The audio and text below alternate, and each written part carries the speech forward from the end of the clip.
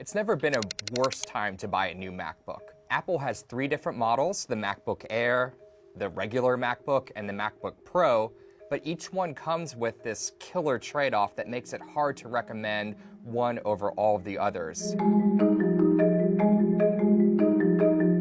This is the MacBook Air. It has a lot to like here. It has all the ports a lot of people need, standard USB ports, an SD card reader, a display out, and that's good because today a lot of modern laptops require you to buy dongles and other accessories in order to work with stuff you want to plug into it. There are some drawbacks though. It's barely changed in the last 8 years, and meanwhile, Windows laptops and some of the more expensive MacBooks have really upped their design game, reducing the bezels, putting on high-res screens. It's not great for watching video or doing graphics or anything like that. It's just a basic machine that you can get at a pretty good price. It's still under $1,000, and there are rumors that it's going to drop even further later this year. But under the hood, it checks all the boxes you're going to want. It has one of the most powerful Intel processors in a form factor like this.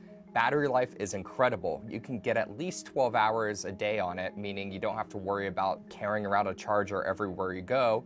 And even though it does look a little bit older, it's still plenty portable and light enough to take around with you. Now let's talk about the regular MacBook.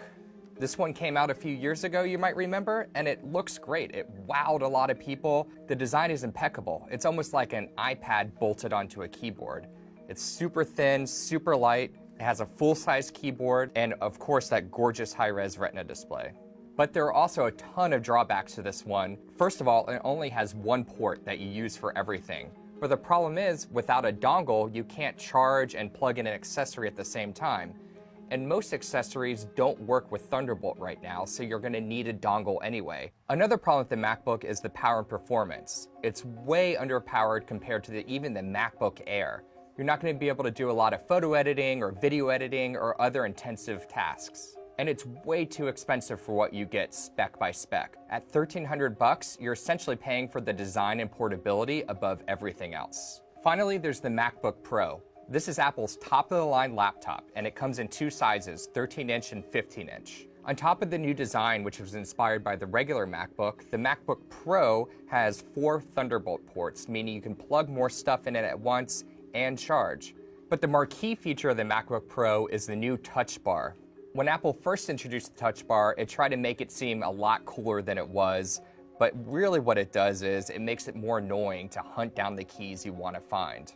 A lot of users who have bought the MacBook Pro over the last couple of years have complained that specks of dust or dirt can get caught in the keys and essentially ruin the device. That seems like a stupid, fatal flaw for something that's so expensive to use, and Apple still hasn't really addressed the issue. There is one dark horse candidate.